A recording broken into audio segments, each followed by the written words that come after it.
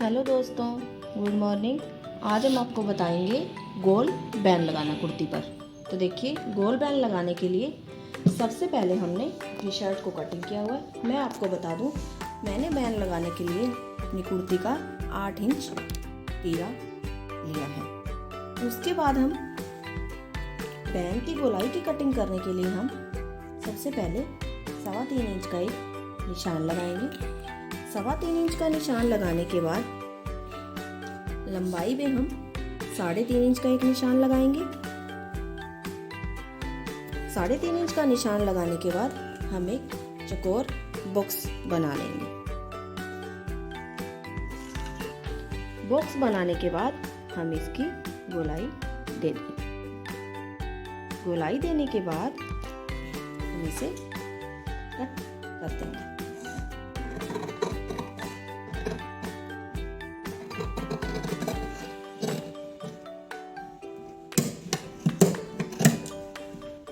तो देखिए, कटिंग करने के बाद हम एक बुकरम का पीस लेंगे, जिसकी चौड़ाई हमने 3 इंच और लंबाई 6.5 इंच ली है। इसको लेने के बाद हम इस पे एक मार्किंग करेंगे। चौकोर पीस लेने के बाद हम इसको डबल फोल्ड करेंगे।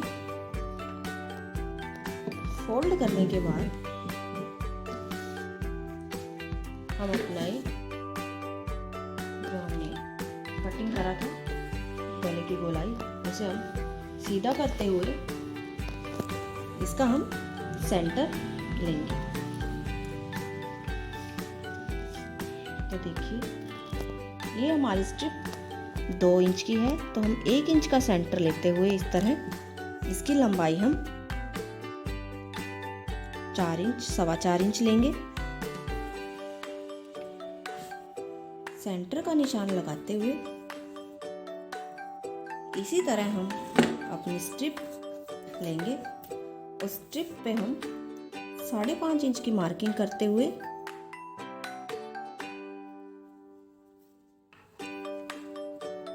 इसका सेंटर का निशान लगाते हुए हम इसको एक रफ कपड़े पर इस तरह से पेस्ट कर देंगे। तो देखिए, हमने अपनी स्ट्रिप को पेस्ट कर दिया है। पेस्ट करने के बाद हमें आधा इंच मार्जिन छोड़ते हुए एक्स्ट्रा कपड़े को काट देना है।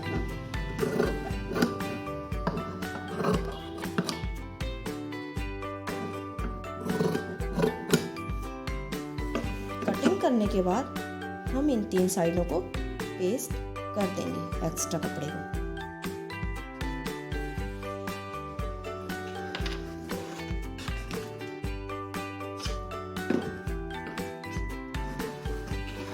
तो देखिए, हमने पेस्ट कर लिया है।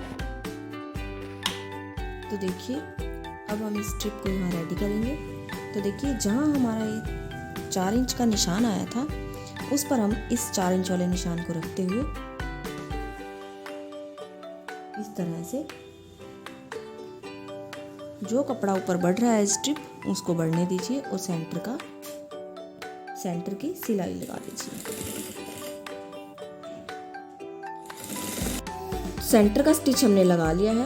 उसके बाद हम आधा पैर का मार्जिन छोड़ते हुए स्टिच लगाएंगे।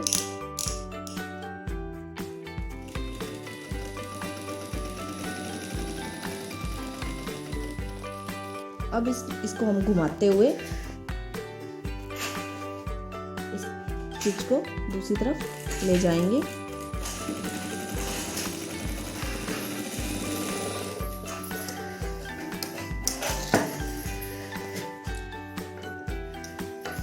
फिर हमने जो सेंटर वाला स्टिच लगाया था उसको कटिंग कर देंगे। तो हमें कट करने के बाद हम इसको उल्टी तरफ फोल्ड कर देंगे।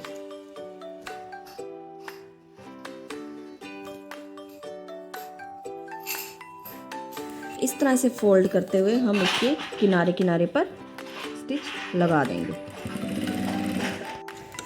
सिलाई लगाने के बाद जो हमें एक्स्ट्रा बुकरम दिख रही है हम उसे इसी शेप में काट लेंगे। उसके बाद हम अपनी कुर्ती की बैक साइड लेंगे। बैक साइड लेने के बाद हमने जिस तरह से फ्रंट में 3.25 इंच का निशान लगाया था गले का, उसी तरह से लेते हुए और 1.25 इंच की लंबाई लेते हुए एक गोलाई में शेप दे देंगे। शेप देने के बाद हम इसे काट देंगे।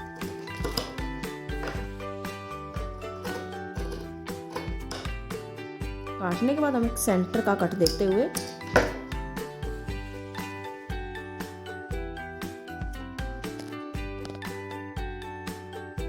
हम अपने शोल्डर्स को जोड़ देंगे।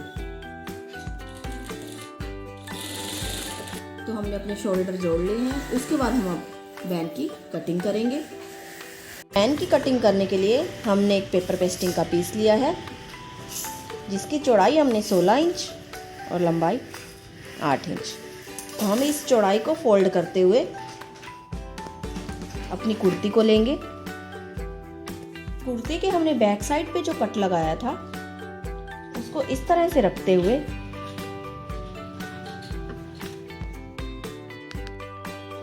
हमने उस अपने नेक को कुछ इस तरह से उसके ऊपर सेट कर लेना है।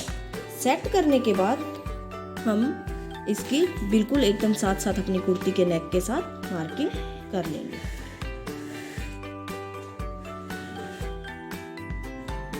हमने मार्किंग कर ली है। मार्किंग करने के बाद हम इसके ऊपर 1-1 इंच की मार्किंग का निशान लगाते हुए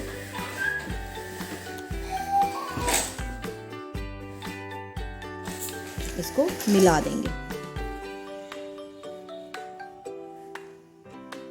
मिलाने के बाद हम यहाँ से इस तरह से गोलाई का निशान दे देंगे। मार्किंग करने के बाद हम इसको कटिंग कर देंगे।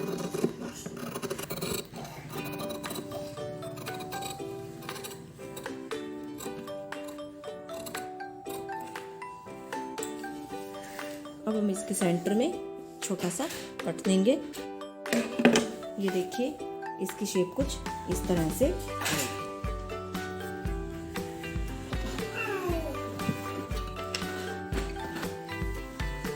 अपने कपड़े का एक पीस लेंगे, जिस पर हमें अपने ये बैंड पेस्ट कर देंगे।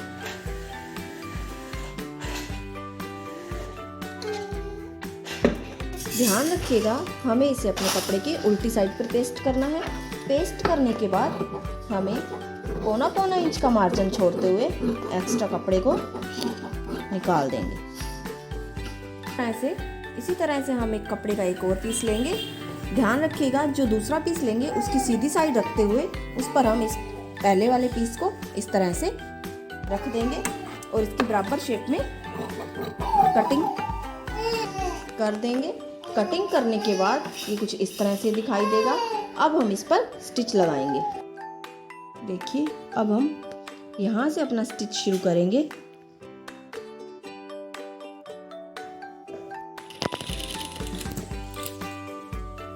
इस तरह से हम अपने पेपर पेस्टिंग के शेप के साथ साथ इस स्टिच को घुमाते जाएंगे।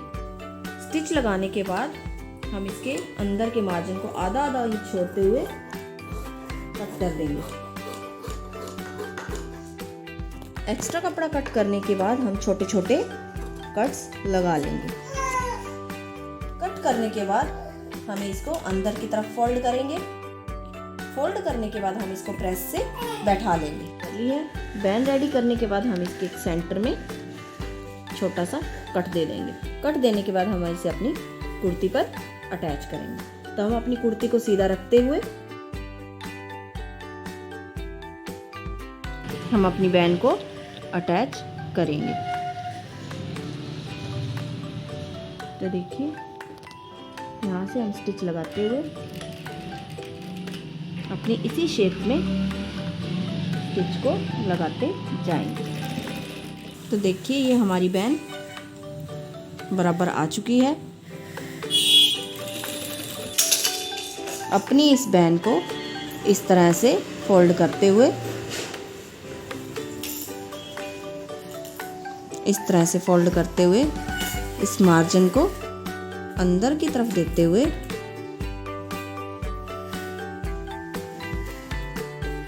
मार्जिन को अंदर देते हुए किनारे से स्टिच लगा देना। इसी तरह गोलाई में पूरा स्टिच लगा देना है। उसके बाद हमारी बैंड रेडी हो गई है। अब हम इसको सीधा करते हुए बैंड के किनारे पर एक स्टिच लगा देंगे।